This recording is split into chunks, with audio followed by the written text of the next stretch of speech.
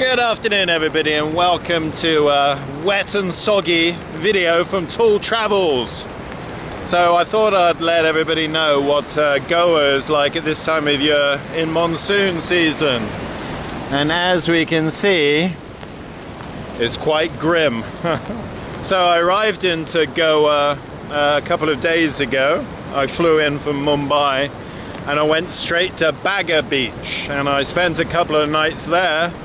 And if I'm going to compare Baga Beach and here at Arambol Beach, I would say that Baga Beach is more developed and there's more stuff open at this time of year. So back there in Arambol kind of center, most shacks and shops are closed, but back at Baga Beach, which is 20-something kilometers away, a lot of stuff is open there. So we've had some very bad weather in the last couple of days. It's been raining torrentially, like many other places in India. So yeah, the rain has been pretty unrepentant for the last couple of days. Heavy, sometimes very heavy rain all day long. So I've been doing nothing much apart from hanging out in my hotel room and just sneaking out a couple of times a day for food. Oh, there's a wave coming. So yeah, as we can see, the sea is very rough. So, and we can also see there's quite a lot of stuff that's been washed up on the beach, fishing nets, seaweed. There's even a dead turtle further down the beach, a big dead turtle, unfortunately. Hello. How are you? How are you? You nice doggy. Don't lick me. Anyway, so I'm not going to let the rain stop me from enjoying an evening walk on the beach. Got quite a few other people out this evening as well. A lot of people in their ponchos. So over there we have a few places that are open by the sounds of it. Some music playing. And yesterday I saw them putting down those sandbags. They must have had some flooding issues.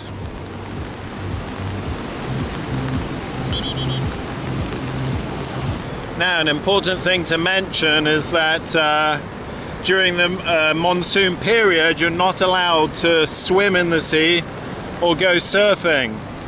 So as you can see, there's not a single person in the sea. Just a few wading. So that's a bit of a shame, but it makes sense because these seas are pretty rough and unpredictable.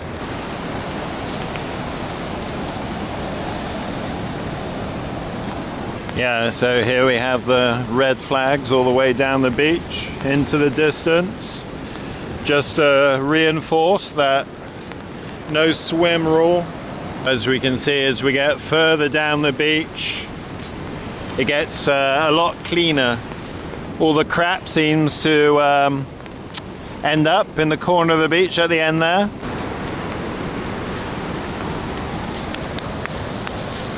Wow, look at that everybody. Love Temple. That sounds enticing. They got the Star of David on the sign there. Let's see what it says. Huts, cafe, yoga, meditation and dance. Interesting. It's a bit of free advertising for the Love Temple. So everybody, I'm not quite sure what my plans are for the next couple of days. I was thinking of leaving tomorrow because I was looking at the forecast for the next couple of days and it doesn't seem to be improving. So I mean, there's rain in a lot of places in India now, but there's some slight differences between the cities. Some are hotter than others, some are rainier than others. I was looking at the city of Chennai on the map, and it's a bit hotter than here, but it seems to be a bit drier, so that's one possibility. So I suppose the difference between Arambol and Baga Beach now is that here in Arambol there's less facility, so there's very few places open, whereas in Baga there's much more places open now.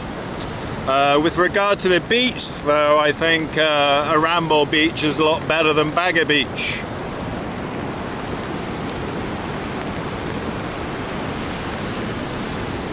So yeah, I've got really no idea how long this beach goes on for.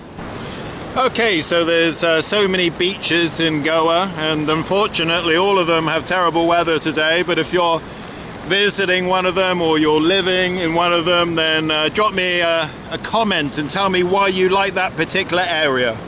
Now everybody, one advantage of coming to Goa in monsoon season is that everything's lush and green. So it's a really good idea to rent out a motorbike and go exploring. We definitely have some very enticing names for the beach shacks here. This one's called Kiss Kiss Cafe. I'm not sure what you're going to get if you go inside. Now another advantage of being in Goa in monsoon is obviously that the accommodation rates are lower. So I'm paying 1,000 rupees a night, which is about 10 quid, which is pretty reasonable. Now, restaurant prices compare at this time of year compared to in summer, but here at the moment you can get a meal, something like a chicken biryani, for 200 to 300 rupees, which is not bad. Now the no swimming rule is a bit of a shame because the water's a lovely temperature, really pretty warm. A bit dirty unfortunately because of the stormy weather. Some bloke here in the sea doing some kind of fishing.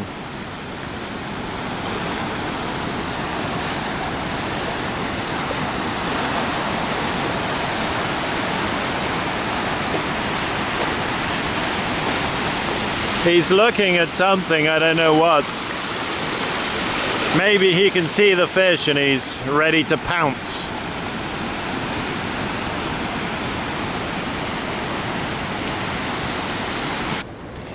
Alright, so looks like we got two pretty major beach shacks over there. Cafe Junus 9 and another one. Seems like they got a few customers. I might head in there for some food soon. So everybody, I think that's about it from soggy Arambo Beach in Goa. So to my existing subscribers, thank you very much for following me so far. And there's plenty more Indian adventures to come, so the next couple of days I'm going to head off somewhere else. And to anybody just discovering my channel, thank you for watching my videos, and maybe you'd like to subscribe and keep track of where else I'm going in India. So thanks very much everybody, bye bye.